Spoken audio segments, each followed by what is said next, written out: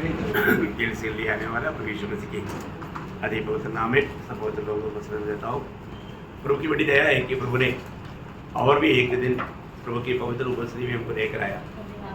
प्रभु का वचन से सीखने के लिए प्रभु ने हमें मौका दिया। प्रभु अगर हमें प्रकट नहीं किया होता हमको कहाँ से मालूम पड़ता, है ना। परंतु प्रभु ने आनंददा की बातें हमको प्रभु ने बताया। बहुत हम इतना भी दुनिया के रीति में ज्ञानी हो कभी भी प्रभु से भेंट नहीं कर सकता, है ना। ये सब प्रभु का अनुग्रह है। तो मैं सोचता हूँ मतलब जब एक अच्छा स्वर्गदूत वो उसका दिल में एक ऐसा एक भावना विचार आया, मैं परमेश्वर का तुल्य हो जाऊँगा, है ना। जब यशायाह 14 अध्याय का 15 वचन में हम देखता है वो लूसीफर अपना दिल में कहता है ना, इतना अच्छा मतलब व्यक्ति था। वो क्या बोलता, परंतु अधोलोक में नहीं तो मेघों से भी ऊंचे ऊंचे स्थानों के ऊपर चढ़ूंगा, मैं परम प्रधान के तुल्य हो जाऊंगा। कौन सा वचन है? 14 का 14। ओके, तो मतलब मैं परम प्रधान परमेश्वर का तुल्य हो जाऊंगा। देखो अभी वो एक बहुत बड़ा मतलब बात है कि उसको नीचे गिराया गया, है ना। मैं परमेश्वर का तुल्य हो जाऊंगा। जबकि मतलब प्रभु ने वो उनको जब बनाया वो इतना अच्छा था, है ना। उनका जीवन का बारे में ऐसा लिखा है जब एहजकेल 28 अध्याय का 15 वचन में, जिस दिन से तू सृजा गया और जिस दिन तक तुझ में कुटिलता न पाई गई, उस समय तक तू अपनी सारी चाल चलन में निर्दोष रहा। देखा, सारी चाल चलन में निर्दोष रहा। देखा, सारी चाल चलन में निर्दोष रहने वाला मतलब उनके अंदर इस प्रकार का एक भावना आया। आप देखो प्रियो, है मैं परम प्रधान परमेश्वर का तुल्य हो जाऊंगा। अब देखिए अभी हमारे यीशु मसीह स्वयं परमेश्वर होते हुए वो क्या बोला है, मतलब उसने परमेश्वर का तुल्य होना ना चाहा। ये है मसीह मार्ग, है ना। जब फिलिपियों 2:6 में क्या पढ़ता, जिसने परमेश्वर के स्वरूप में होकर भी परमेश्वर की स्वरूप में होकर भी परमेश्वर के तुल्य होने को परमेश्वर का तुल्य होने पर भी अपने वश में रखने की अपने वश में ना रह करके वो अपने आप को दीन किया, नम्र किया। ये है मसीह मार्ग, है ये है मसीह मार्ग। मतलब परमेश्वर के तुल्य होने पर भी, वो परमेश्वर के स्वरूप में होने पर भी वो उस अवस्था में रहने से वो अपने आप को शून्य किया, नम्र किया। ये है मसीह में आने के बाद में मसीह हमें देने वाला मार्ग। जीवन का मार्ग हमेशा हमें अपने आप को नम्र वर्दीन करना, है ना। हमारे आत्मिक जीवन में उन्नति पा रहा है करके हम तभी समझ सकता है हम पीछे दिनों से भी अधिक नम्र बना नम्र बना। बहुत लोग प्रभु के लोग बहुत नम्र है करके दुनिया को मालूम।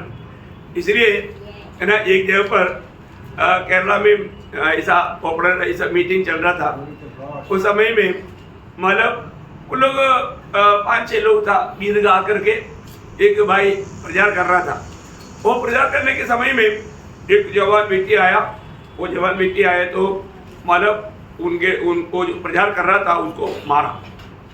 अभी इनके साथ जो था उसमें मतलब 2-3 लोग जो है नया विश्वासी था, मतलब इतना मैच्योर नहीं था। उनको सह नहीं पाया, वो जाकर के उसको पकड़ा, ऐसा बुरी तरह से मारा, मतलब उसका हड्डी तोड़ दिया। अभी क्या हो गया, पुलिस कंप्लेंट हो गया।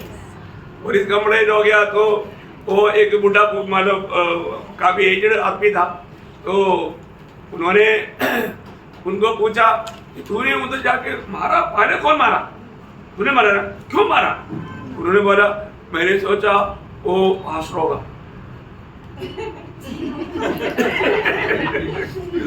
बोलो प्रभु के दास से तो मारेगा नहीं। अभी ऐसा भी लोग उनके साथ एक सवाल नहीं था। समझ में आया? प्रभु का जय मार खाएगा वो, अपन कभी उल्टा उनको मारेंगे नहीं। परंतु यहाँ पर वो नया विश्वासी था, वो लोग मानो इतना नए आया है, उनको इतना मालूम नहीं। इसलिए जब मतलब प्रभु का दास को मारते हुए देखा तो उन्होंने उल्टा मार दिया। तो इसलिए वो हमारा पुलिस ने बोला ऐसा ऐसा ही करना अभी तो बच गया बोला अभी ऊपर से भी बाहर आएगा तेरे लिए। तो बोलने का अर्थ क्यों प्रयोग हमें अपने जीवन में हमारा प्रभु जो हमें दिया है वो आदर्श कभी भी झगड़ा का नहीं या कोई मतलब गिनवटी डालने वाली बात नहीं, नंबर बनने का है ना। यीशु मसीह ने हमको यही सिखाया, अगर दाहिने दिल पर मारता है तो बायां भी दिखाओ, है ना। कभी भी तलवार नहीं लेना, तलवार मतलब अपनी पूरी में डालो। तो बोलने का अर्थ हम लोगों का मार्ग कोई ऐसा कोई झगड़ा का मार्ग नहीं, मसीह जीवन मसीह मार्ग सब हमेशा जीवन का मार्ग है। और इतनी हमको उस स्वर्ग का अनुभव में बैठना है। प्रभु को बहुत धन्यवाद देता है, प्रभु ने हमें उसका आंधा होकर के उसका पत्नी होकर के हमें चुना। प्रभु का पत्नी कैसे होना चाहिए, है प्रभु के जैसे होना चाहिए ना, है ना। और पत्नी मतलब ऐसा गड़बड़ करेगा तो योग्य बात नहीं। तो इसलिए हमारे जीवन में हमें परखना है कि मैं कौन बन गया है, अभी हमें कैसे रहना है।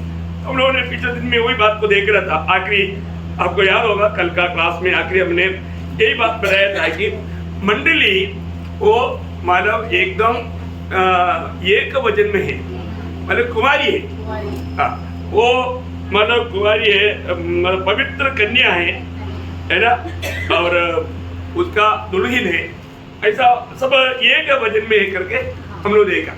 बाकी जो भी है बहुवचन में जो बताया वो खाता नहीं। और दूसरी बात मतलब जब ये जो महाक्लेश की समय की बात मंडली की बात भी नहीं ऐसे समझ सकता है, फिर भी कई लोगों में ऐसा डाउट आता है तो यहाँ पर और एक बात जब उन लोगों का बारे में 1,44,000 का बारे में जब बताता है, एक और एक उनका गुण बोलता है। हमारा प्रकाशित वाक्य 14 अध्याय का 4 वचन प्रकटीकरण। हाँ, जो स्त्रियों के साथ अशुद्ध नहीं हुए हाँ, पर कुंवारे हैं, हाँ, ये वे ही है। हाँ, जहाँ कहीं मिलना जाता है हाँ, वे उसके पीछे हो लेते हैं। हाँ, ये तो परमेश्वर के निमित्त हाँ, पहले फल होने के लिए मनुष्यों में से मोल लिए गए हैं। हाँ, देखिए उनका बारे में यहाँ पर कई बात बोलता है। एक पहली बात, वे लोग स्त्रियों के साथ अशुद्ध नहीं हुए, है ना। इसका मतलब मंडली सिर्फ पुरुष है क्या है? यहाँ पर जो बोलने का अगर हम सामान्य विधि में अर्थ देखेगा तो मतलब स्त्रियों के साथ अशुद्ध नहीं हुआ, इसका मतलब मंडली पूरा पुरुष है क्या? नहीं। इसका मतलब वो शादी के बात नहीं, यहाँ पर ये बात स्पष्ट है। मतलब एक सबसे बड़ी बात है, मतलब कई बार लोग ऐसा शब्दों को सही रीति में ना समझने के कारण उसको गलत व्याख्या देता। शादी करना कोई पाप नहीं या मतलब स्वर्ग के लिए अयोग्यता का बात नहीं, क्योंकि प्रभु का वचन खुद बोलता है इब्रानियों का पत्री उसका 13 अध्याय का 4 वचन। विवाह सब में आदर की बात। हाँ, देखा विवाह क्या है, सब में एक आदर की बात है। देखा मतलब वो आदर की बात है और वो एक पवित्र बात भी है। क्या है? पवित्र बात भी है। तो विवाह मतलब करने में किसी प्रकार का दोष नहीं है ना। जब पौलुस भी कोरिन्थ मंडली को कहने के टाइम पर बोलता है पहले कोरिन्थी 7 अध्याय का 28 वचन, परंतु यदि कोई विवाह भी करे तो पाप नहीं। देखा, यदि पाप मतलब विवाह करे तो पाप नहीं, मतलब प्रभु के साथ जीवन बिताने के लिए या स्वर्ग जाने के लिए वो एक रुकावट का बात है ही नहीं, है ना। और इतना ही नहीं, आपको मालूम है एक सेवक बनना है तो भी सेवक की शादीशुदा होना चाहिए। कई लोग उसका खिलाफ में बात करता है, वो बात अलग है, वो ऐसा वरदान मिला हुआ वो कर भी सकता है, ऐसा बात नहीं। लेकिन रियली प्रभु का एक दास है होना है तो उसमें जो प्रभु ने दिया हुआ व्यवस्था के अनुसार ये नियम है। पहला तिमोथी उसका 3 अध्याय का 1-2 वचन। यह बात सत्य है कि जो अध्यक्ष होना चाहता है वो भले काम की इच्छा करता है। यहाँ आवश्यक है कि अध्यक्ष निर्दोष और एक ही पत्नी का पति। हाँ, एक ही पत्नी का पति। देखा, एक ही पत्नी का पति होना चाहिए, मतलब एक सेवक को कई पत्नी नहीं होना चाहिए, एक पत्नी होना चाहिए। बहुत बड़ी बात है। तो तीतुस का पत्री उसका 5 अध्याय का 6 वचन। तीतुस जो निर्दोष और एक ही पत्नी के पति हो। हाँ, देखो अगुआ एक ही पत्नी का पति होना चाहिए, इसका मतलब अगुवाई करने वाले लोग, अभी आपको मालूम है, नहीं तो वहां पर इवन उनको बच्चा भी होना चाहिए, मतलब वो लोगों में उसका 5 वजन में एक ऐसा सवाल है, वो पहला तिमोथी 3:5 अपने हाँ, घर 4 का में, अच्छा हाँ। प्रबंध करता हो हाँ। और अपने बाल बच्चों को सारी गंभीरता से हाँ। अधीन रखता हो। हाँ। जब कोई अपने घर का प्रबंध करना न चाहता हो हाँ। तो परमेश्वर की कलीसिया की रखवाली कैसे करेगा? हाँ देखा, मतलब अपना घर का प्रबंध नहीं कर सकता है तो मंडली का प्रबंध कैसे करेगा? एक सवाल का जवाब अपने देना है। इसका मतलब क्या है कि एक अगुआ जरूर शादीशुदा होना चाहिए और एक प्रकार बोलेगा तो बच्चा भी चाहिए, है ना? ऐसा अवस्था है प्रभु का वचन में। तो इसलिए मानो इसकी खिलाफ में भी कुछ लोग उपदेश करता है, वो उपदेश प्रभु की ओर से नहीं। मनुष्य के सृष्टि के पीछे प्रभु का उद्देश्य क्या है? बोलो बोलो, जगत में भर जाओ, है? लेकिन कुछ लोग एकदम नियम लाता, तुमको सेवा करना है तो तुम शादी नहीं कर सकता, वो नियम प्रभु की ओर से नहीं। क्योंकि पहला तिमोथी 4 उसका 1 से 4 वचन पढ़ेगा तो हमको मालूम पड़ेगा ये परमेश्वर की ओर से नहीं, भूतों में उपदेश है। किसका है? पढ़िएगा पहला तिमोथी 4:1 से 4। परंतु आत्मा स्पष्टता से कहता है कि आने वाले समय में कितने लोग भरमाने वाली आत्माओं और दुष्ट आत्माओं की शिक्षाओं पर मन लगाकर विश्वास से बहक जाएंगे। यह उन झूठे मनुष्य के कपट के कारण होगा, उन झूठे मनुष्य के कपट के कारण होगा जिनका विवेक मानो जलते हुए लोहे से दागा गया है, जो विवाह करने से रोकेंगे। देखा, विवाह करने से रोकेगा। देखो ऐसे कितना भयंकर बात है? रोमन कैथोलिक लोग अभी पादरी बनना है तो वो सब छोड़ करके त्याग करके जाना पड़ेगा। ऐसे एक क्लियर ऐसा एक व्यवस्था रहेगा। ऐसे कुछ और भी लोग हैं क्योंकि बोलता है कि अगर सेवक बनना है तो ऐसा करना, लेकिन बाइबल ऐसा नहीं बताता।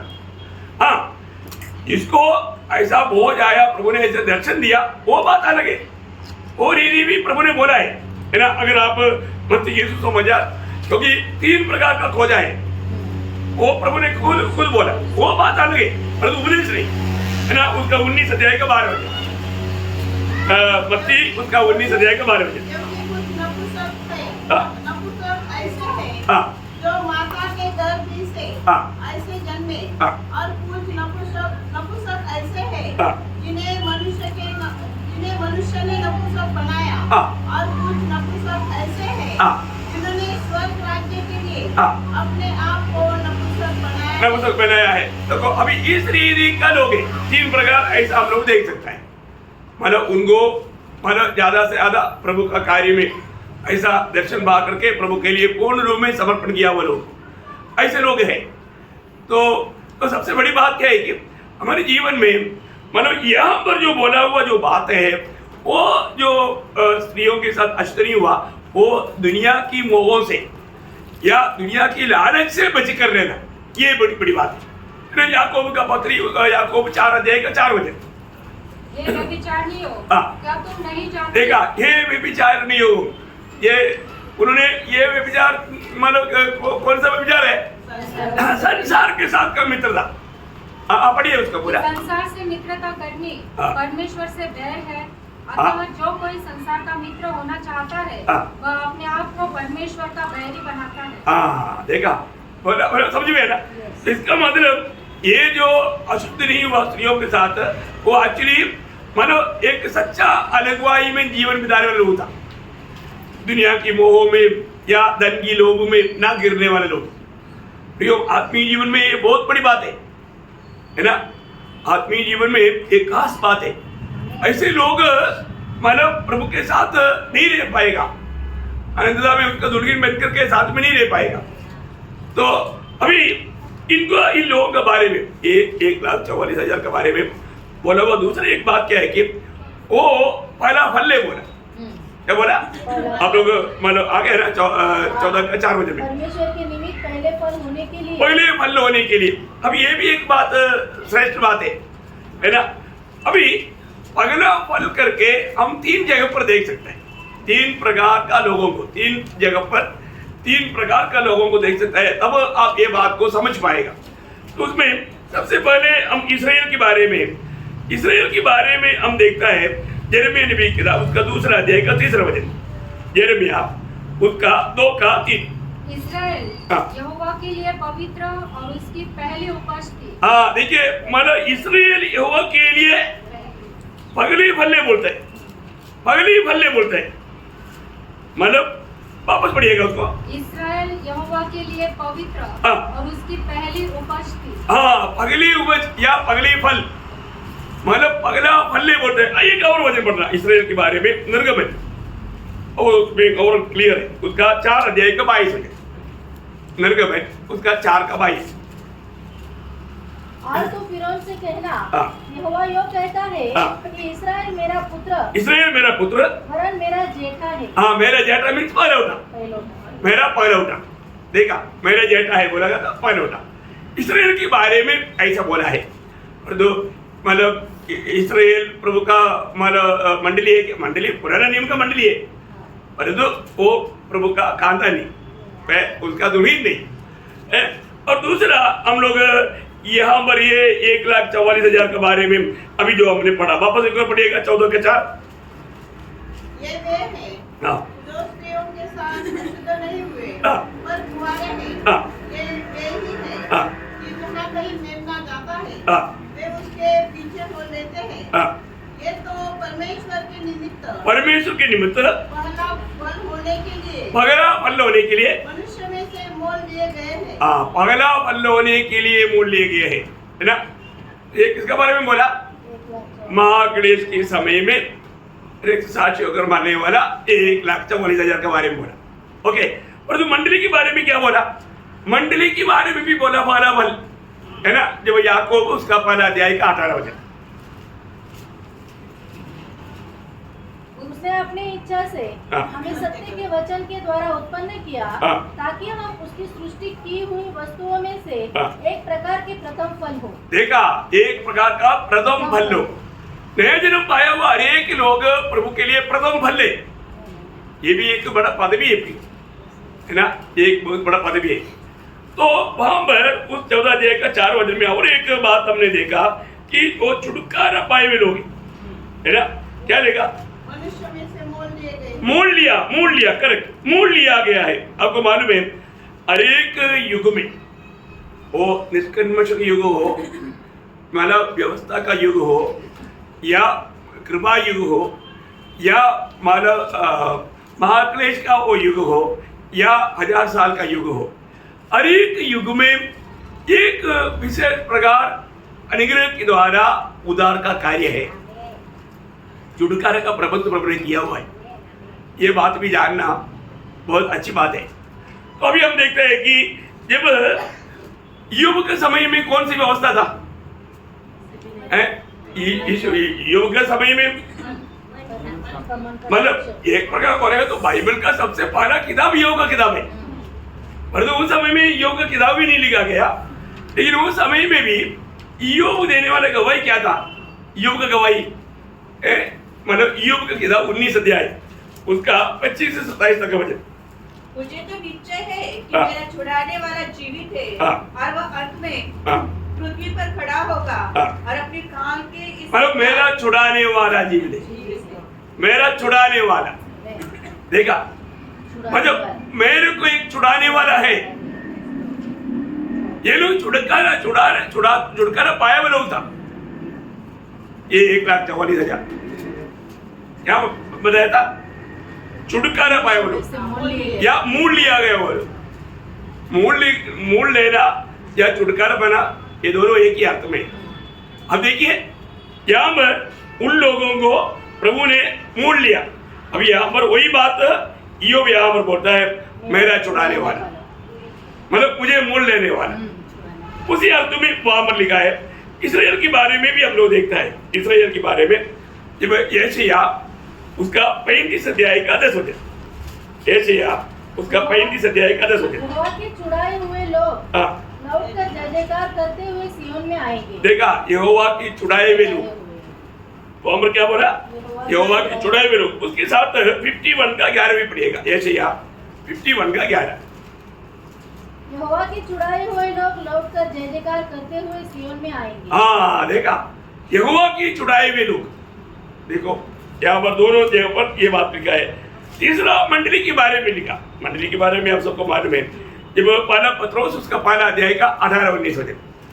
पहला पत्रोस, तुम जानते हो हाँ, कि तुम्हारा निकम्मा चाल चलन जो बाप दादों से चला आता है, हाँ, उससे तुम्हारा छुटकारा हाँ, चांदी सोने अर्थात नाशवान वस्तुओं के द्वारा नहीं हुआ, हाँ, पर निर्दोष और निष्कलंक मेमने हाँ, अर्थात मसीह के बहुमूल्य लहू के द्वारा हुआ। बहुत बड़ी बात है प्रभु के लोग, हम लोग कितना भाग्यवान लोग हैं, हमारा छुटकारा हुआ है ना। एफिसियों के पत्री पहला अध्याय के 7 वचन, एफिसियों 1:7, मतलब ये, हाँ, हमको उसी में उसके लहू के द्वारा छुटकारा हाँ, अर्थात अपराधों की क्षमा हाँ, उसके उस अनुग्रह के दर के अनुसार मिला है। मतलब हमें छुटकारा मिला है। मंडली के बारे में वचन कुलोसियों के पत्र 1:14, जिसमें हमें छुटकारा हाँ, अर्थात पापों की क्षमा प्राप्त होती है। वाह, होता है, इतना बड़ी बातें हुई है ना। मतलब यहाँ पर सब हम लोग देखते हैं कि मतलब प्रभु का छुटकारा पाए हुए लोग हैं। इसमें छुटकारा हर एक समय में लोगों को छुटकारा मिलते थे, है ना। तो अभी उसका 7 अध्याय का 9 वचन पढ़ना, 7 अध्याय का 9 वचन। इसके बाद मैंने दृष्टि की, हाँ, और देखो, हाँ, हर एक जाति और कुल और लोग और भाषा में से एक ऐसी बड़ी भीड़, हाँ, जिसे कोई गिन नहीं सकता था, हाँ, श्वेत वस्त्र पहने हाँ, और अपने हाथों में खजूर की डालियां लिए हुए हाँ, सिंहासन के सामने हाँ, और मेमने के सामने खड़ी है। हाँ। अभी देखिए ये कौन है? ये तो 1,44,000 नहीं है, समझ में आ रहा है ना? ये कौन है फिर? श्वेत वस्त्र। हाँ, कौन है? मंडली नहीं वेदी कौन है? आप लोगों को ये पढ़ने के लिए आपको क्या लेगा? है? ये कौन है? है? मंडली है ना? हाँ, मंडली नहीं है। देखो, मंडली ऑलरेडी प्रभु यीशु मसीह के साथ कुर्सी पर सिंहासन पर बैठा हुआ है। मंडली अभी काम रहे, मंडली प्रभु के साथ ऑलरेडी सिंहासन में बैठा हुआ है। मंडली जब लेकर गया, मंडली ले जाने के बाद में मंडली प्रभु के साथ सिंहासन में, प्रभु ने क्या बोला था? हमको वायदा क्या था? यूहन्ना 14:3, जहाँ मैं हूँ वहाँ तुम रहेगा, है ना। मतलब प्रकाशित वाक्य 3:21 क्या बोला? जो जय पाए वो मेरे साथ सिंहासन बैठेगा। देखा, मंडली प्रभु के साथ बैठा हुआ है। फिर ये कौन है?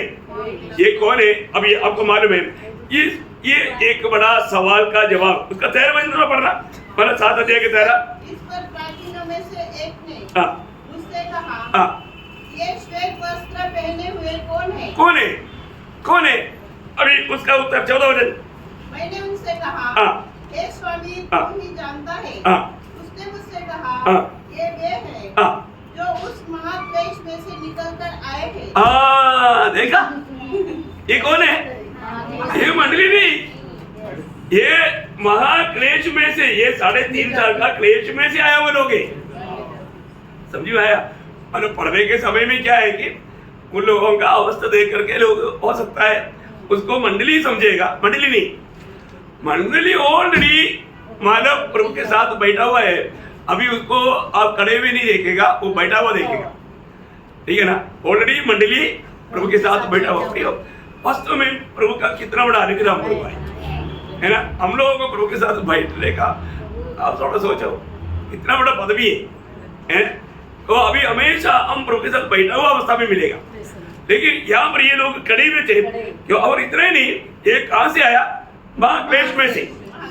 हम लोगों को महाक्लेश में से गया क्या? नहीं, मंडली के लिए महाक्लेश नहीं। इसलिए हम अभी भी प्रार्थना करते हैं। प्रभु ने क्या बोला था? मतलब लूका उसका 21 अध्याय के 36 वचन, लूका उसका 21 का 36। इसलिए जागते रहो और हर समय प्रार्थना करते रहो कि तुम इन सब आने वाली घटनाओं से बचने और मनुष्य के पुत्र के सामने खड़े होने के योग्य बनो। देखा, आने वाली उस बात कौन सा? महाक्लेश। प्रभु की मंडली महाक्लेश में जाने से बचने के लिए प्रार्थना में निरंतर लगा रहने के लिए प्रभु ने बताया। देखो कितना बड़ी बात है। प्रभु ने बताया हुआ उस अनुभव में हम लोग आज बना रहता। प्रार्थना में ज्यादा से ज्यादा लगा रहने का एक टाइम है अभी, क्योंकि हम प्रभु के आगमन के एकदम निकटता में। तो इसके लिए और ये लोग क्या पहना था उसका 7 का 9 तरफ पढ़ना फिर से वापस। इसके बाद मैंने दृष्टि किया और देखो हाँ। अनेक जातियां और कुल हाँ। और लोग और भाषा में से एक ऐसी बड़ी भीड़ जिसे कोई गिन नहीं सकता था। हाँ। श्वेत वस्त्र पहने हाँ। और अपने हाथों में खजूर की डालियां लिए हुए। मतलब सफेद वस्त्र पहने हुए ऐसे लिखा। हाँ, लेकिन एक्चुअली मतलब मलयालम में थोड़ा उसमें फर्क है। नीला रंग का वो है, मतलब वो उस पद प्रयोग में थोड़ा फर्क है। वो लोग नीली अंगी पहना हुआ है। हाँ, तो ये मतलब वो लोग हमको जो विजयी लोगों को जो मिला वो बात 3 का 5 पढ़ना, प्रकाश हुआ कि 3 का 5। जो जय पाए हाँ। उसे इसी प्रकार श्वेत वस्त्र पहनाए। श्वेत वस्त्र पहने। विजय पाने वाला मंडली के लोगों को क्या मिलेगा? श्वेत वस्त्र मिलेगा। परंतु इन लोगों को अब उसको क्लियर करने के लिए उसका 6 का 11 पढ़ना। प्रकाश हुआ कि 6 का 11। हाँ। श्वेत वस्त्र का दिया गया। लेकिन उधर भी श्वेत वस्त्र दिखा नहीं, मतलब उनको सफेद मतलब उसमें कलर में फर्क है। नीलियंगी बोलना चाहिए उसमें। अभी वो आपका उसमें सही माया भाषा में कुछ भाषा में शब्द बराबर नहीं आता। उसमें मतलब महाक्लेश के समय में लोगों को मिलने वाला वस्त्र फर्क है। उसमें इंग्लिश में है व्हाइट गारमेंट। हाँ। जो विजय लोग है हाँ। वो व्हाइट गारमेंट है। हाँ। और महाक्लेश में जो है वो व्हाइट रोब्स ऐसा लिखा हुआ है। हाँ, मतलब ये दोनों एक ही से आना चाहिए। नहीं, दोनों अलग अलग। नहीं, मतलब जो विजय लोग जो मंडली को जो देता वो अलग है। हाँ, वो दोनों अलग भी है। हाँ ना? हाँ, मैं इसलिए बोला। ओके, आप लोग समझ गया होगा। तो और उनके हाथ में क्या है? खजूर की डाली। अभी आपको मालूम है ये उनकी तंबुओं की त्योहार में वो लोग इस रीति में मनाते थे। और वो ऐसा व्यवस्था है ना, लेवी व्यवस्था उसका 23 अध्याय का 39 से 43। फिर 7वें महीने के 15वें दिन को हाँ। जब तुम देश की उपज को इकट्ठा कर चुको हाँ। तब 7 दिन तक यहोवा का पर्व मानना। हाँ। पहले दिन परम विश्राम हो हाँ। और 8वें दिन परम विश्राम हो। हाँ। और पहले दिन तुम अच्छे वस्तुओं की उपज और खजूर के पत्ते हाँ। और घने वृक्षों की डालियां हाँ। और नालों में के हाँ। मजनू लेकर अपने परमेश्वर यहोवा के सामने 7 दिन तक आनंद करना। हाँ। प्रति वर्ष 7 दिन तक यहोवा के लिए यह पर्व माना करना। मतलब यहाँ पर ये तंबुओं के त्योहार में ये लोग मनाने वाला एक सिस्टम था। एक खजूर का माना ये एक्चुअली किसको दिया? इस्राएल को दिया वो बात है। और यूहन्ना के सुसमाचार में 12 अध्याय का 12-13 वचन, यूहन्ना उसका 12 अध्याय का 12-13। दूसरे दिन बहुत से लोगों ने हाँ। जब पर्व में आए थे हाँ। ये सुना कि यीशु यरूशलेम से आ रहा है। हाँ। इसलिए उन्होंने खजूर की डालियां ली हाँ। और उसे भेंट करने को निकले हाँ। और पुकारने लगे, हाँ। होसन्ना, धन्यवाद हाँ। इस्राएल का राजा। हाँ, देखिए यीशु मसीह को मतलब उन लोगों ने इस रीति में मतलब कौन है? यहूदी लोग। ये सब उनका सिस्टम में था। यहूदी लोग उनको खजूर की मतलब पत्ता लेकर के उनको जयजयकार करके उनको स्वागत किया। बोलने का अर्थ मतलब ये लोग जो वहां पर बड़ा एक भीड़ दिखाई दिया वो मंडली नहीं, वो महाक्लेश में से आए हुए लोग हैं। और उसमें वो पुराना नियम के अनुसार मतलब इसराइल की अधिकतर लोग थे, उसमें अधिकतर लोग इसराइली थे। इसलिए उन लोग इस प्रकार का त्योहार के रूप में वो खड़े मतलब लेते हुए दिखाई दिया। उसका 10 वचन पढ़ना। 10 वचन आपका इसमें और रियली थोड़ा फर्क है, पढ़िएगा उसको। और बड़े शब्द से पुकार कर कहती है, हाँ। उद्धार के लिए हमारे परमेश्वर का जो सिंहासन पर बैठा है हाँ। और मेढ़ने का जय जयकार हो। हाँ, बहुत अच्छी बात है, ये बराबर आया। कुछ बड़ी भाषा में कुछ गलत आया है ना। मतलब यहाँ पर उद्धार कहाँ से आता? परमेश्वर की ओर से है और मेमने की ओर से दान है। सही बात है, ऐसे क्या ना? हाँ। डांट सकता नहीं यार, लेकिन आना चाहिए। मैं इसलिए बोला कुछ फर्क है। परमेश्वर का है। हाँ, लेकिन परमेश्वर का है, परंतु परमेश्वर का दान है, ऐसा आना चाहिए। ओके, मतलब यहाँ पर उद्धार सिंहासन में बैठा हुआ परमेश्वर की और मेमने की दान है। ये बात बोल करके वो लोग ये करता है, जय जयकार करता है। ओके, उसकी अभी 11-12 बजे पढ़ना। और सारे स्वर्गदूत उस सिंहासन और प्राचीनों हाँ। और चारों प्राणियों के चारों ओर खड़े हैं। हाँ। फिर वे सिंहासन के सामने मुंह के बल गिर पड़े हाँ। और परमेश्वर को दंडवत करके कहा, हाँ। आमीन। हाँ। हमारे परमेश्वर की स्तुति हाँ। और महिमा और ज्ञान और धन्यवाद और आदर और सामर्थ्य और शक्ति हाँ। युगानुयुग बनी रहे, आमीन। देखो यहाँ पर हम लोग एक प्रकार बोलेगा तो चौथी बार आराधना देखा। कितनी बार? चौथी बार, है ना? याद है? पहले बार कहाँ पर देखा? 4 अध्याय में। हाँ हाँ, मतलब परमेश्वर की आराधना, उसके 4 अध्याय के 10-11 वचन पढ़ने की जरूरत नहीं, आपको मालूम। और मतलब दूसरा कहाँ पर देखा? 5 अध्याय का पहले 8 वचन में, फिर 11-12 और 12 से 14, मतलब बराबर। हाँ, पढ़ने की जरूरत नहीं, आपको मालूम। मतलब पहला 4 अध्याय के 10-11 वचन और दूसरा 5 अध्याय का 8 वचन और तीसरा 5 अध्याय का 12 से 14। और अभी ये चौथा है, यहाँ पर 11-12 वचन में वे लोग परमेश्वर की आराधना करता है। सच्चा आराधना क्या है? सच्चा आराधना अभी यहाँ पर स्वर्ग में जो हुआ, ये यहाँ पर आराधना का मतलब खूबी क्या देखता है? यहाँ पर आराधना क्या बोला ना? ये आराधना का खूबी क्या था?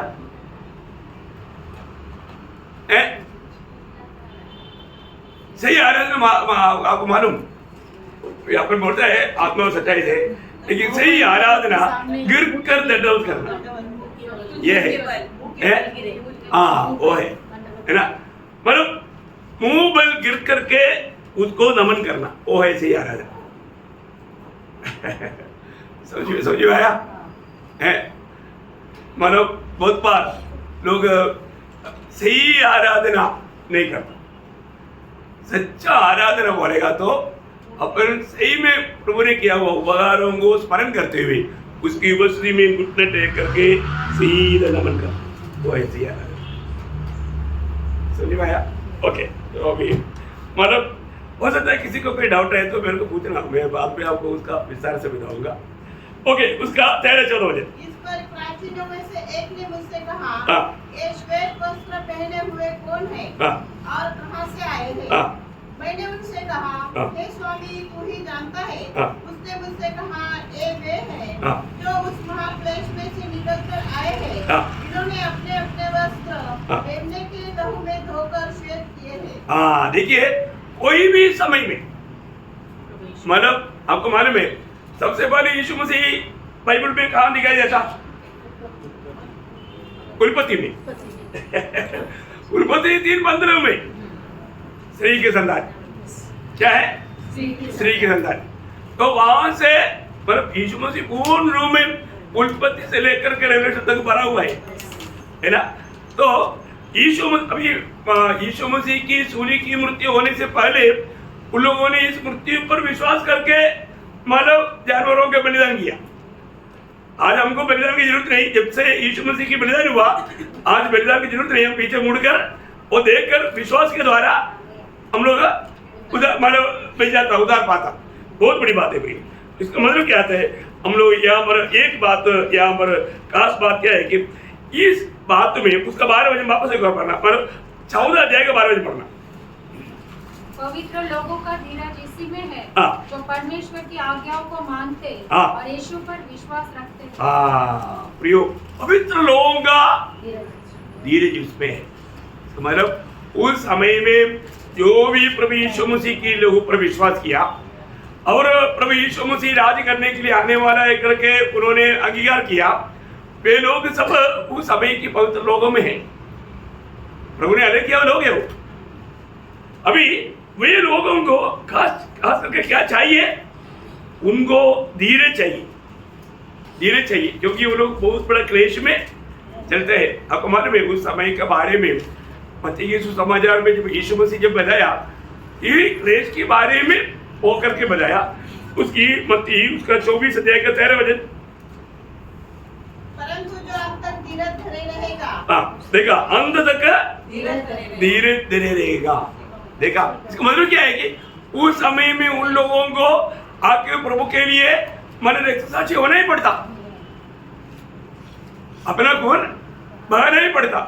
उसका 10 अध्याय का 22 वचन, मत्ती 10 का 22 वचन, मेरे नाम के कारण सब लोग तुमसे बैर करेंगे, पर जो अंत तक धीरज धरे रहेगा, जो अंत तक धीरज धरा रहेगा उसी का उद्धार होगा, उसी का उद्धार होगा। ये एक्चुअली ये यहूदियों की प्रति होने वाला विपत्ति से बचने के लिए एक चेतावनी की बात है। मतलब हमारे जीवन में आने वाला उपद्रव महाक्लेश नहीं, सादा कष्ट है, परंतु उन पर आने वाला बात महाक्लेश है। इसमें बहुत फर्क है। अभी उसका 15 वचन, इसी कारण वे परमेश्वर के सिंहासन के सामने हैं और उसके मंदिर में दिन रात उसकी सेवा करते हैं। प्रियो, प्रभु की आराधना करना बोलेगा तो एक बहुत बड़ा एक पदवी है, स्थान है, एक बहुमूल्य पदवी है ना, बहुत अनमोल बात है। ओके, उसका 16 वचन, वे फिर भूखे और प्यासे न होंगे। देखा अभी उनके बारे में, अभी उन लोग कहाँ से आया, महाक्लेश में से आया। वो उनकी अवस्था क्या था, बहुत भूखे और प्यासे थे, हैं, पर तो अभी वो लोग भूखे प्यासे नहीं होगा। और न उन पर धूप न कोई तपन पड़ेगी, क्योंकि अभी आपको मालूम है, मतलब महाक्लेश के समय में कितना भयंकर बात हमने देखा, जब 6 मोर खोला उस समय में क्या क्या अवस्था हुआ, एकदम भयंकर अवस्था, भूकंप आया, मतलब सारा ही गिरने लगा, एकदम भयानक अवस्था ना। ये अवस्था में सब के गुजर कराया हुआ लोग ही है। उस समय में उन्होंने प्रभु पर विश्वास करके अपनी प्राण प्रभु के लिए उंडेल दिया। उन लोग उनको खाना नहीं मिला, पानी नहीं मिला, जंगलों में घूमते हुए चला, लेकिन उन लोग उस मूर्ति को मारा, दंडवत नहीं किया, उसी विरोधी की बातों पर वो लोग नहीं गिरा, वो लोग अपना प्राण प्रभु के लिए उंडेल दिया। और इसलिए वे लोग जब स्वर्ग में पहुंचेगा उनको एक अनोखा अनुभव मिलेगा। वो लोग फिर कभी प्यासा नहीं होगा, फिर कभी भूखा नहीं रहेगा, और धूप भी उन पर नहीं पड़ेगा। कितना बड़ी बात है, ये उनके लिए वायदा था। भविष्यवाणी की नजरों से एशिया नबी किताब उसका 49 अध्याय का 10 वचन पढ़ना, एशिया उसका 49 का 10। वे भूखे और प्यासे न होंगे, न लू और न घाम उन्हें लगेगा, क्योंकि वह जो उन पर दया करता है वही उनका अगुआ होगा और जल के सोते के पास उन्हें ले चलेगा। देखा, इस दुनिया में उसको अगुवाई नहीं मिला, उसको चरवागिरी नहीं मिला, मतलब आज हमें मिलता है। आज हमारा चरवाहा कौन है, तो उस समय में उनको नहीं मिला, उनको प्रभु की ओर से चलाने वाला अनुभव नहीं मिला, परंतु अभी अनंत काल के लिए उनको मिलेगा। उन्होंने प्रभु पर विश्वास किया। एक बड़ा महत्वपूर्ण बात है, एक महत्वपूर्ण पदवी है। अभी उसकी 17 वचन पढ़ना, क्योंकि मेमना जो सिंहासन के बीच में है उनकी रखवाली करेगा और उन्हें जीवन रूपी जल के सोतों के पास ले जाया करेगा और परमेश्वर उनकी आंखों से सब आंसू पोंछ डालेगा। देखा, परमेश्वर मतलब बोलने का अर्थ क्या है कि आगे को उनको रोने का अनुभव नहीं आएगा, आगे उनका आंसू बहने का बात नहीं रहेगा। मतलब इसका मतलब क्या है कि प्रभु उनको जीवन जल से पिलाएगा, प्रभु उनको ले चलेगा। आज हम लोग आते हैं ना, देखो वो मेरे चरवाहा है, मुझे कुछ घटी नहीं। आज प्रभु हमें कितना अद्भुत प्रकार चलाता है। प्रभु ने हमको प्रभु चला रहा है ना, इसलिए हमारे लिए इस जीवन में प्रभु ग्रहण करने वाले लोग कितने धन्य हैं। प्रियो, आज हम रोज प्रभु की ओर से चलाए जा रहे हैं ना, हर एक दुख संकट से भी प्रभु हमको बचा रहा है ना। आज प्रभु का इतना बड़ा पालन पोषण हमारे लिए हो रहा है। आज मंडली की अनुभव कितना श्रेष्ठ है, वो समय की लोगों की अवस्था में देखेगा तो हम लोग कितना भाग्यवान लोग हैं, हम लोग कितना भाग्यवान लोग हैं, है ना। जब प्रभु ने हमें बचाने के लिए अपने प्राण दे करके, अपने खून बहा करके हमको बचाया, और प्रभु बोलता है कि मैं तुम्हारा चरवाहा है, प्रभु हमको चराता है ना।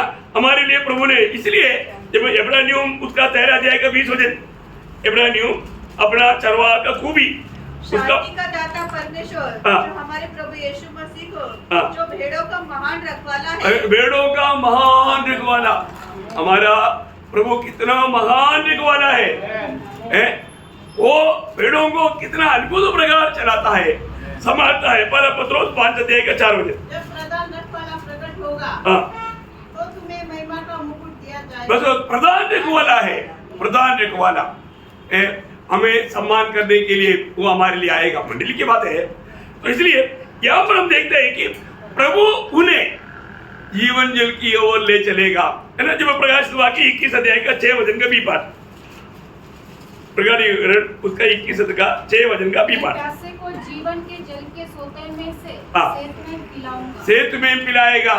देखा, प्रभु उनको जीवन जल की सोत में से सेत में पिलाएगा। ये सब प्रभु का मतलब अनोखा बात है। पुराने नियम के इस्राएल ने किया हुआ सबसे बड़ा दोष क्या था? दुनिया में रहते वक्त, है ना। जब यिर्मयाह नबी की किताब उसका यिर्मयाह उसका दूसरा अध्याय कहता है, क्योंकि मेरी प्रजा ने 2 बुराइयां की है, 2 बुराइयां किया है। उन्होंने मुझ बहते जल के सोते को त्याग दिया है, और उन्होंने हौद बना लिए, वरन ऐसे हौद जो टूट गए हैं और जिनमें जल नहीं रह सकता। देखा कितना दुखदायी बात है। उन लोगों ने वो बात को नहीं समझा था, जबकि वचन में उनको मालूम था प्रभु के पास ही जीवन जल का स्रोत है। भजन संगीता 36 का अध्याय का 9 वचन का शुरुआत पढ़ना, क्योंकि जीवन का सोता तेरे ही पास। देखा, जीवन का सोता तेरे ही पास है। आपको याद है कि मतलब पत्रोस ने जब एक बार वचन दिया था, प्रभु हम कहाँ जाए, अनंत जीवन का बातें तेरे ही पास है। भैया ये बहुत बड़ी बात है ना। ये प्रकाश पाकर के आज प्रभु से हमें कितना लिप्ट रहना चाहिए। मैं आपको बोलता हूँ, नया नियम की मंडली उसको एक ही बात अच्छा रहना चाहिए। क्या अच्छा रहना चाहिए मालूम है? प्रभु के निकट रहना।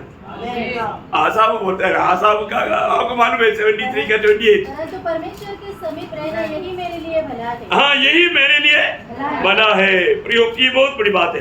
मैं आपको बताना चाहता हूँ, मतलब प्रभु के निकट रहने में उससे बढ़कर के एक भक्त के लिए आनंद की बात कुछ नहीं है ना। आज हमें वो अच्छा लगता है क्या? बहुत बड़ी बात है। तो इसलिए मतलब प्रभु का लोग, प्रभु उनको कैसा ले चलेगा, एक अनोखा बात हम लोग यहाँ पर देखा 7 अध्याय में।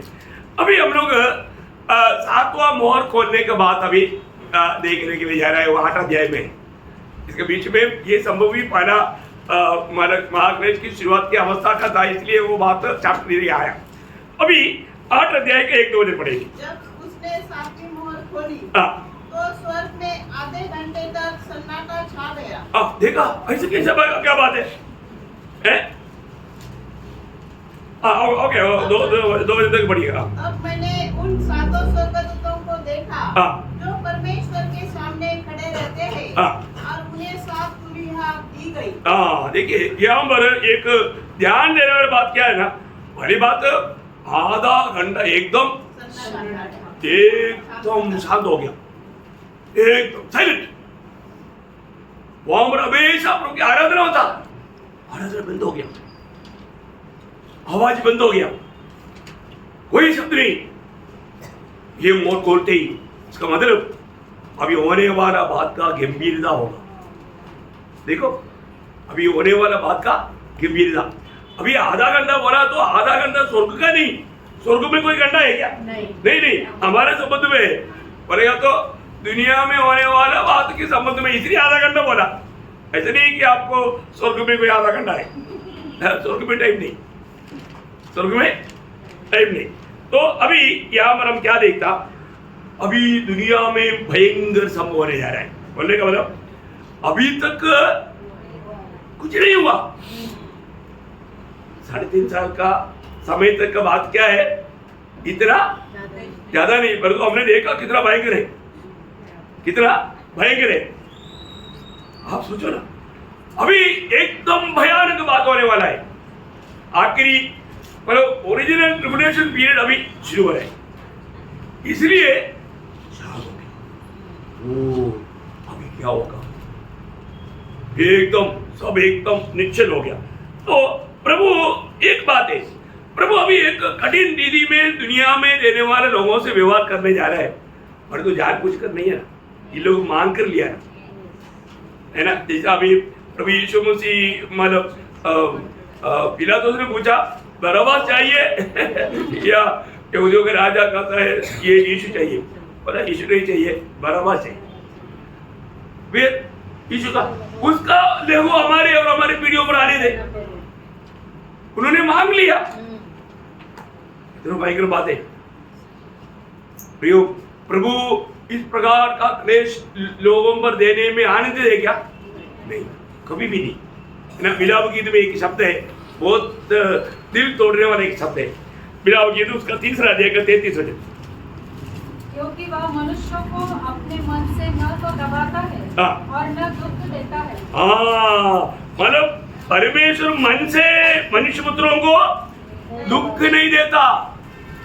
देखा, प्रभु अपनी मन से, प्रभु का बिल्कुल इच्छा नहीं है, लेकिन अभी यहाँ पर देना पड़ रहा है, इसलिए प्रभु दे रहा है। देखो, इसलिए यहाँ पर हम देखते हैं कि मतलब एकदम शांत अवस्था, वहां पर 7 दूध हम लोग देखते हैं। आपको मालूम है ये 7 दूधों में चुने हुए कुछ दूध है। आपको मालूम है दूधों में भी पदवी है। एक पहला तिमोथी 5 अध्याय का 21 वचन की भी पाठ पढ़ेगा तो पहला तिमोथी 5 अध्याय का 21 वचन, परमेश्वर और मसीह यीशु और चुने हुए स्वर्गदूतों को उपस्थित जानकर मैं तुझे चेतावनी देता हूँ। चुने हुए स्वर्गदूत, चुने हुए स्वर्गदूत, देखा वो एक शब्द आया, मतलब चुने हुए स्वर्गदूतों को कुछ खास मतलब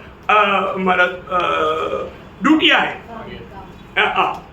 काम है, ये बहुत बड़ी नियुक्ति है, उनको विशेष कुछ नियुक्ति है, कुछ कार्य करने के लिए बताया हुआ है। इनको क्या मिला? 7 को एक तुरगी मिला, ये तुरगी मिला। अभी कई लोगों का कहना है इन लोग तुरगी फूकने के समय में पवित्र लोग उड़ा लिए जाएगा, ऐसा है क्या? नहीं, दूधों के तुरगी में उड़ने वाले नहीं पवित्र मंडली। हमारे लिए जो तुरगी है वो प्रभु का तुरगी है।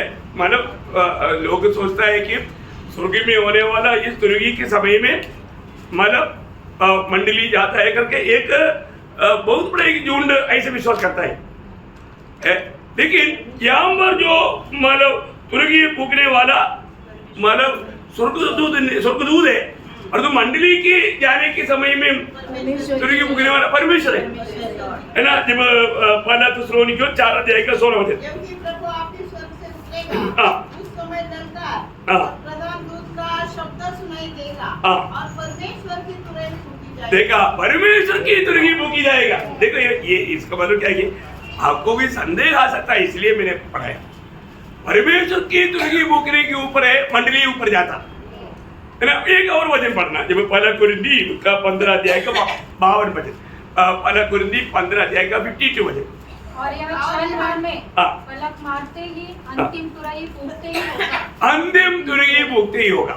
मतलब ये अंतिम तुरही आया इसलिए लोगों को डाउट है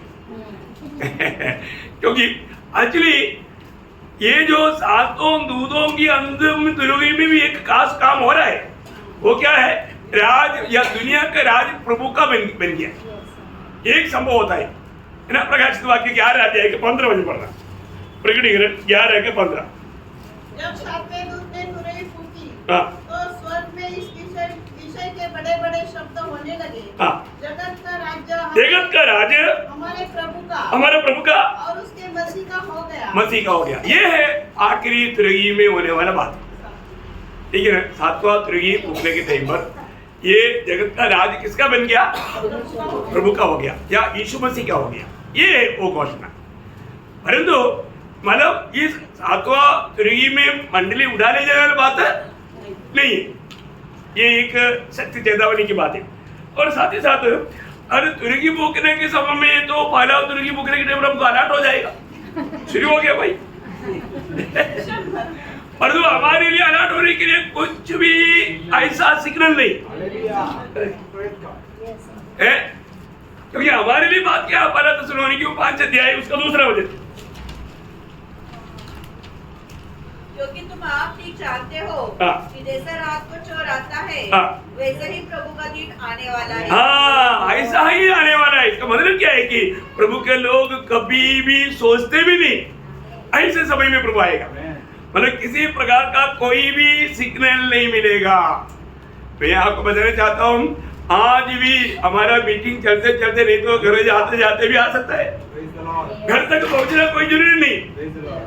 परंतु इन दिनों में हर एक समय में, क्योंकि आज ये सत्य रीति में बताना ही चाहिए, क्योंकि टाइम इतना निकट है, इतना निकट है। प्रभु का लोग कभी भी उठा लिया जाएगा, कभी भी जाएगा, है ना।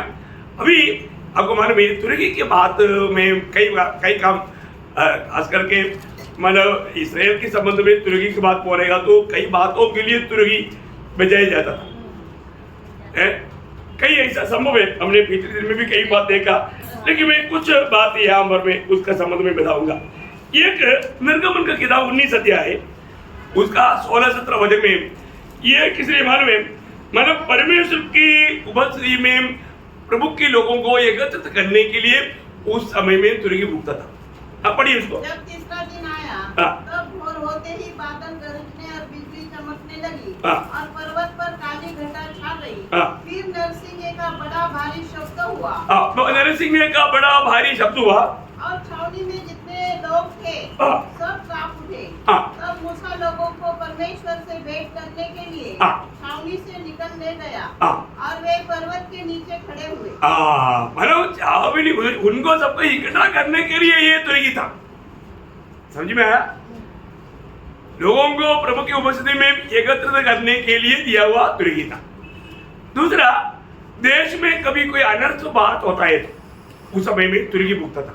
अभी भी आपको मालूम है ना, कई देश में अभी इधर तो मिसाइल नहीं गिर रहा है, परंतु जहाँ पर इसराइल वालों में अभी कहीं भी मिसाइल आने वाला है, पर गिरने वाला है, तुरंत उनको आदेश दिया जाता है, शहर में भेजता है। आजकल का तुर्की की जगह पर शहर भेजता है, जल्दी चुप जाओ, अंडरग्राउंड में चले जाओ, नहीं तो विपत्ति आने वाला है, मृत्यु निकट है, चेतावनी देता है ना। ऐसा अभी इसी प्रकार इसराइल में ऐसे कोई विपत्ति हुआ तो भी तुर्की भुगता था, है ना। आमोस का किताब 3:6 पढ़ना। क्या किसी नगर में नरसिंगा फूकने पर लोग न थरथराएंगे? ना थरथराएंगे, मानव नगर का। क्या यहोवा के बिना भेजे किसी नगर में कोई विपत्ति पड़ेगी? विपत्ति पड़ेगी, मतलब विपत्ति के समय में नरसिंगा भूखेगा, समझ में आया। विपत्ति आ गया, नगर में विपत्ति आ गया, क्योंकि प्रभु ने विपत्ति भेजा, तब नरसिंह भूखेगा। एक सिग्नल है, विपत्ति आया, है ना। इसी प्रकार प्रभु के लोगों जब जय के अवस्था आता है, विजय का अवस्था, उस समय में नरसिंह भूखते थे। योशुआ की किताब में यरीहो के चारों तरफ 6 अध्याय, योशुआ 6 अध्याय का 16 वचन। तब 7वीं बार जब याजक नरसिंगे फूकते थे तब यहोशू ने लोगों से कहा, जय जयकार करो, जय जयकार करो, क्योंकि यहोवा ने यह नगर तुम्हें दे दिया है। अभी देखिए, उन लोग जय जयकार किया, साथ में तुर्की भी भूखा। उस समय में ये किसका माना तुर्की था? विजय का, जय का। मैंने आपको बोला, परमेश्वर कभी भी प्रभु के लोगों को प्रभु के क्रोध की कटोरा पिलाता है, कभी भी इस प्रकार का नरसिंगा होते थे ना। सबन्य ने भी किताब उसका 1 अध्याय, उसका 14 से पढ़ना, 14 से 16 वचन पढ़ना। सबन्य उसका पहला अध्याय का 14 से 16। यहोवा का भयानक दिन निकट है, हाँ। वो बहुत वेग से समीप चला आता है। हाँ। यहोवा के दिन का शब्द सुन पड़ता है, हाँ। वह वीर धूप के मारे चिल्लाता है। हाँ। वह रोष का दिन होगा, हाँ। वह संकट और सकेत का दिन, हाँ। वह उजाड़ और विनाश का दिन, हाँ। वह अंधेर और घोर अंधकार का दिन, वह बादल और काली घटा का दिन होगा। हाँ। वह गड़ाने वाले नगरों हाँ। और ऊंचे घुमटों के विरुद्ध नरसिंगा फूकने हाँ। और ललकार का दिन होगा। हाँ, बोलने का अर्थ यहाँ पर क्या हो रहा है, परमेश्वर का क्रोध का कटोरे में से उनको पिलाने के समय में इस प्रकार का नरसिंगा भूखा जाएगा। आखिर और एक बात के लिए आपको मालूम है, जब इस्राएल की यात्रा में जब उनको यहाँ पर भी निकलना था, यहाँ पर प्रस्थान होना था, या यहाँ पर लड़ाई के लिए भी जाना था, उस समय में ये काम होता था। इससे पहले भी हमने पढ़ा था शुरुआत में गणना उसका 10 अध्याय, उसका 2 से 9 तक का वचन। चांदी की 2 तुरिया गढ़ के बनाई जाए, हाँ। तू उनको मंडली के बुलाने हाँ। और छावनी के प्रस्थान करने में काम लाना। हाँ। और जब वे दोनों फूकी जाए, हाँ। तब सारी मंडली मिलाप वाले तंबू के द्वार पर तेरे पास इकट्ठी हो जाए। हाँ। परंतु यदि एक ही तुरी फूकी जाए, हाँ। तो प्रधान लोग जो इस्राएल के हजारों के मुख्य पुरुष है, हाँ। तेरे पास इकट्ठे हो जाए। हाँ। जब तुम लोग सांस बांध कर फूको, हाँ। तो पूर्व दिशा की छावनियों का प्रस्थान हो। हाँ। और जब तुम दूसरी बार सांस बांध कर फूको, हाँ। तब दक्षिण दिशा की छावनियों का प्रस्थान हो। हाँ। उनके प्रस्थान करने के लिए वे सांस बांध कर फूके। हाँ। और जब लोगों को इकट्ठा करके सभा करनी हो, हाँ। तब भी फूकना, हाँ। परंतु सांस बांधकर नहीं। हाँ। और हारून के पुत्र जो याजक है, हाँ। वे उन तुरियों को फूका करे। हाँ। यह बात तुम्हारी पीढ़ी पीढ़ी के लिए सदा की विधि रहे। हाँ। और जब तुम अपने देश में किसी सताने वाले बैरी से लड़ने को निकलो, हाँ। तब तुरियों को सांस बांधकर फूकना। हाँ। तब तुम्हारे परमेश्वर यहोवा को तुम्हारा स्मरण आएगा, हाँ। और तुम अपने शत्रुओं में बचाए जाओ। हाँ, देखिए बोलने का अर्थ क्या है प्रियो, यहाँ पर हम देखते हैं कि मतलब जब भी कोई भी एक्शन के लिए जाना है तो वो तुरगी के ऊपर उन लोगों को पहचाने। मैंने आपको बताया हम लोग आर्मी में जब एक विसल मारा तो वो सिर्फ हवलदार मेजरों के लिए उनका मीटिंग, जो भी कंपनीज का हवलदार मेजर रहेगा उनके लिए मीटिंग। 2 तुरगी मतलब होगा तो कंपनियां फांड हो जाएगी। 3 तुरगी भूखा तो ग्राउंड में सारे कंपनियां इकट्ठा हो जाएगा, बचालिए। देखो वो विजिल के ऊपर है, विजिल का सिग्नल है। इसी प्रकार यहाँ का भी बात है, यहाँ पर तुरगी भूखने का भी वो आवाज को वो लोग पहचान लेते, उसके अनुसार वो लोग निकलते। हमको थोड़ा अच्छा समझ में आता क्योंकि ट्रेनिंग मिला। ओके, अभी उस 8 अध्याय का 3 से 5 तक वचन पढ़ेंगे। फिर एक और स्वर्गदूत हाँ। सोने का धूपदान लिए हुए आया, हाँ। और वेदी के निकट खड़ा हुआ, वेदी के निकट खड़ा हुआ, और उसको बहुत धूप दिया गया हाँ। कि सब पवित्र लोगों की प्रार्थनाओं के साथ हाँ। सोने की उस वेदी पर हाँ। जो सिंहासन के सामने है हाँ। चढ़ाए। हाँ। उस धूप का धुआं पवित्र लोगों की प्रार्थनाओं सहित स्वर्गदूत के हाथ से परमेश्वर के सामने पहुंच गया। हाँ। तब स्वर्गदूत ने धूपदान लेकर हाँ। उसमें वेदी की आग भरी, हाँ। और पृथ्वी पर डाल दी, हाँ। और गर्जन और शब्द और बिजलियां और भूकंप होने लगे। हाँ, देखिए यहाँ पर हम क्या देखता है प्रियो, यहाँ पर पहली बात एक वेदी। अभी आपको मालूम है वेदी कहाँ पर है, मतलब पुराने नियम के अनुसार आंगन में है, आंगन में वेदी है ना। धूप कलश कहाँ पर है, धूप कलश पवित्र स्थान में है। आपको मालूम है पवित्र स्थान में भी हमेशा बत्ती जलते रहेगा, और तो अति पवित्र स्थान में कोई नहीं जलता, अंदर ही रहता। परंतु जब भी साल में एक बार जब जाने के समय में परमेश्वर का शेकना उधर आता था, परमेश्वर का महिमा उधर आता था, ये था प्रबंध। अभी यहाँ पर हम क्या देखता, मतलब पवित्र लोगों का मतलब उस प्रार्थना के साथ यहाँ पर चलाया जा रहा है।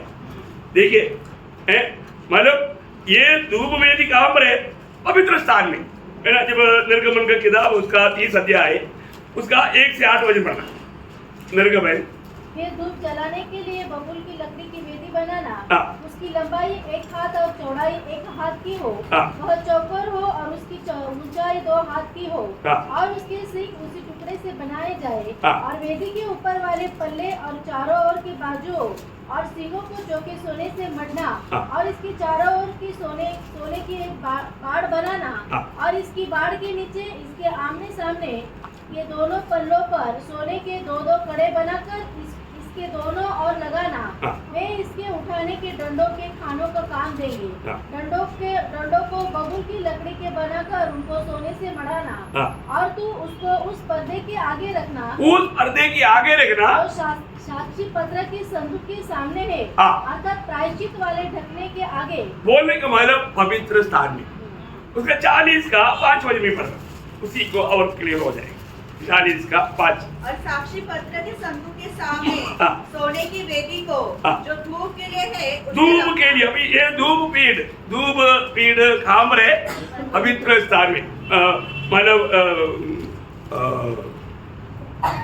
दूसरा वो मैंने अपने जो पढ़ा था तीसरा 8 का 3 वापस पढ़ना।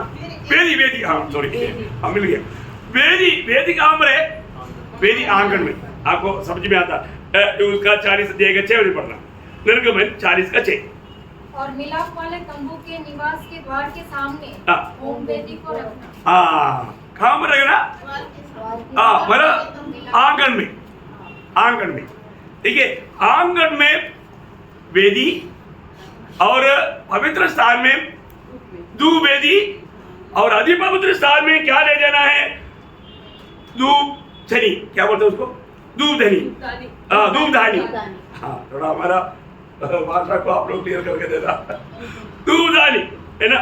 जब ये बात मतलब इब्रानियों में अच्छा रीति में लिखा है, इब्रानियों 9 अध्याय का 3 से 5। इब्रानियों उसका 9 अध्याय का 3 से 5। दूसरा पर्दे के पीछे वह तंबू था हाँ। जो परम पवित्र स्थान कहलाता है। हाँ।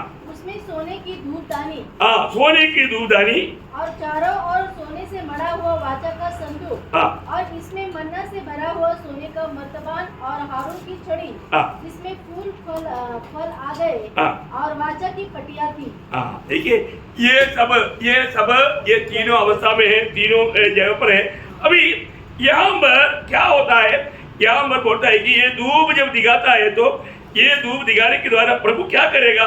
प्रभु उसका सुगंध सुन करके किस काम करना है वो बजरा का काम करेगा। ये इसका बात है ना। जब हम लोग जो पढ़ा था 6 अध्याय का 9 से 11 बजे जो पहले पढ़ा था रेवलेशन 6 अध्याय का 9 से 11। जब उसने 5वीं मुहर खोली हाँ। तो मैंने वेदी के नीचे उनके प्राणों को देखा, उनका प्राणों को देखा जो परमेश्वर के वचन के कारण हाँ। और उस गवाही के कारण जो उन्होंने दी थी वध किए गए थे। हाँ। उन्होंने बड़े शब्द से पुकार कर कहा हे स्वामी, हे पवित्र और सत्य, हाँ। तू कब तक न्याय न करेगा? हाँ देखा वो लोग न्याय के लिए पुकारा, उनका प्रार्थना था, उनका प्रार्थना है। और आगे और पृथ्वी के रहने वालों में से पृथ्वी के रहने वालों से हमारे लहू का बदला कब तक न लेगा? देखा वो उनका प्रार्थना है, प्रभु तू बदला लेना। ये किसका है? मंडली का नहीं, महाक्लेश में से आया हुआ लोगों का। ठीक है। तो अभी मतलब ये बात आपको मालूम है, जब काइन को प्रभु ने पूछा हाबिल कहा, काइन ने क्या बोला? मैं मेरा भाई का पहरेदार है क्या? तब वहां पर एक शब्द लिखा है ना, काइन का हाबिल का लहू पुकारता है। याद है ना? उत्पत्ति 4 अध्याय का 10 वचन। उत्पत्ति को तूने क्या किया है? तेरे भाई का लहू भूमि से मेरी ओर चिल्लाकर मेरी दुहाई दे रहा है। हाँ मेरी ओर चिल्लाकर मेरी दुहाई दे रहा है। प्रियो, प्रभु कभी भी ये चिल्लाहट को अनसुनी नहीं करेगा, अनसुनी नहीं करेगा। बहुत गंभीर बात है ये। जब यीशु मसीह यहाँ पर एक बात खास उड़ा रखा हुआ, एक शब्द भी पढ़ करके मैं समाप्त करूंगा। लूका 11 अध्याय का 50-51 वचन। बाकी जितने भविष्यवक्ताओं का लहू जगत की उत्पत्ति से बहाया गया है, सबका लेखा इस युग के लोगों से लिया जाएगा। देखा, सबका लेगा इस युग के लोगों से लिया जाएगा। हाबिल की हत्या से लेकर हाबिल की हत्या से लेकर जकरिया की हत्या तक जो वेदी और मंदिर के बीच में घात किया गया, उनका सबका लेगा ले रहा है अभी समय में। वो समय का जो क्लेश की बात अभी जब पहला तुर्की से लेके जब हम देखेगा, भयंकर बात है। समय इतना गया तो मालूम नहीं पड़ा। प्लीज लॉर्ड, मैं अभी समय पर ध्यान दिया है, तो आप लोग इशारा देना था। ओके, कोई बात नहीं। तो मैं प्रभु को बहुत धन्यवाद देता हूँ। प्रियो, एक बात हमें जानना है कि इन लोगों का प्रार्थना कभी व्यर्थ नहीं जाएगा। इनकी प्रार्थना हमेशा प्रभु की उपस्थिति में चढ़ाया जाएगा, है ना। ये बात थोड़ा विचार से अपन देखेगा। लेकिन एक बात है, प्रभु सब मनुष्य भूल जाएगा, प्रभु कभी नहीं भूलता। और किसी का प्रार्थना व्यर्थ नहीं जाएगा। प्रियो, हम लोग कभी किसी का प्रति बदला मांगता है क्या? नहीं, मंडली नहीं मांगता। मंडली में सवालों से जो प्रार्थना किया ऐसा प्रार्थना रहेगा। परंतु बाकी समय में मरने वाला सब अपने खून की बदला लेने के लिए चाहने वाले लोग हैं। आज हमारे अंदर ऐसा बदला लेने की इच्छा है। नहीं, कभी कभी अगर मन फिरावट नहीं हुआ है तो कोई कारण से हो सकता है हमारे भी दिल में किसी का नुकसान या किसी का कुछ मतलब वेदना देख करके आपको खुशी हो रहा है, नहीं होना चाहिए। Praise Lord. तो प्रभु को बहुत धन्यवाद देता हूं। प्रियो, पवित्र लोगों का प्रार्थना स्वर्ग में एक धूप है और ये हमेशा धूप का रूप में प्रभु उसको ग्रहण करता है। इसका थोड़ा गौरव का बात है, लेकिन वो लेने के लिए आएगा और 15 मिनट जाएगा। इसलिए कल आपको वो बात भी बता करके पहला तुर्की शुरू करेगा। ओके, पहला तुर्की के बाद कल महाक्लेश का शुरुआत, है ना। ये जो महाक्लेश जो है, ये एक्चुअली प्रभु ने जो मत्ती 24 अध्याय में जो बताया हुआ वो करेक्ट मतलब रीति में है। मैं वो भी प्रभु का इच्छा है तो कल आपको वो भी बात थोड़ा बताऊंगा। मत्ती 24 अध्याय में प्रभु ने जो बताया मतलब प्रभु का आगमन का चिन्ह का बारे में, वो प्रकट होने वाला चिन्ह है। और वो चिन्ह में प्रभु मतलब अपनी दूतों के साथ आने से पहले होने वाला बात 24 अध्याय में लिखा, और वही महाक्लेश से बिल्कुल मिलता वो बात एकदम है। तो अपन वो भी बात प्रभु का आगमन देरी हुआ कल अपन देखेंगे। प्रभु ये वचनों के द्वारा आप सबको बहुत आशीष दे, प्रभु को महिमा मिले।